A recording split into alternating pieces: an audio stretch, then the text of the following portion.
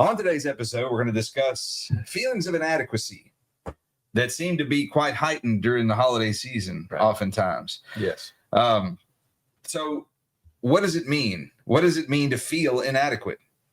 Well, I think a real simple way to put it is to feel like you're not enough. Yes. That you don't have enough. Right. You can't do enough. Right? Right. So what does that mean to you, Chuck? What does it mean to feel inadequate?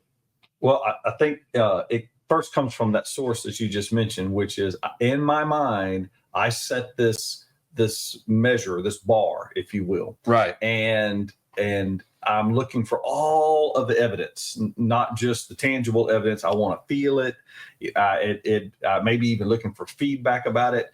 And when I'm not getting that, then I start seeing this difference. I'm lower than where I ideally want to be. But what I haven't yet realized is I set that up. And not the practical way, but a practical way to counterbalance that, to come against that. Well, and I think counterbalance is one of my favorite terms, which I use a lot in our work. And oftentimes I use the evidence first. I said, well, tell me what's happening. And when they start, breaking down in this particular situation, maybe they're having upset moments. They think nobody appreciates them. Things aren't coming together. So there's just, one more piece of evidence to qualify this wrong idea that they already had to begin with. And so as that pendulum starts pushing more and more toward the negative, we get the privilege of asking, well, what was the origin of that? Right. Where did that even come from?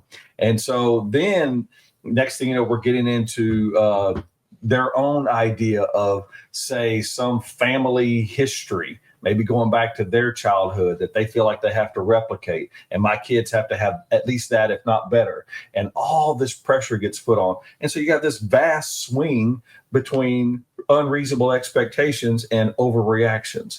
So then once we can confront that and they realize, and that's not even realistic, then we start narrowing the swing. Then it starts coming down. But one thing has to happen after another. Then we start modifying the expectations. So there's another fascinating aspect to this, and I'm wondering your take on it. So what if somebody doesn't even realize that what they feel is a concept of inadequacy? They identify it as sadness, or they identify it as maybe they feel depressed, but they don't even really realize that it originated in this feeling of I'm not enough, right. This feeling of I'm inadequate. Right. And so usually what I like to do is I ask them, I said, who's telling you that? Who told you that you were inadequate? Who tould you that you are not enough? Or that so what's your source of this information? What's your source of this information? And now they have to come up with a person. And because they're for sure not going to say, a website or, some other influencer, maybe on television, because they know that already sounds kind of too much. But they may come up with a person, and maybe it's a parent or an in-law or a spouse or their kids who don't seem to appreciate everything they're doing, whomever. They're going to, and so then we start qualifying that person. So tell me what that person has said.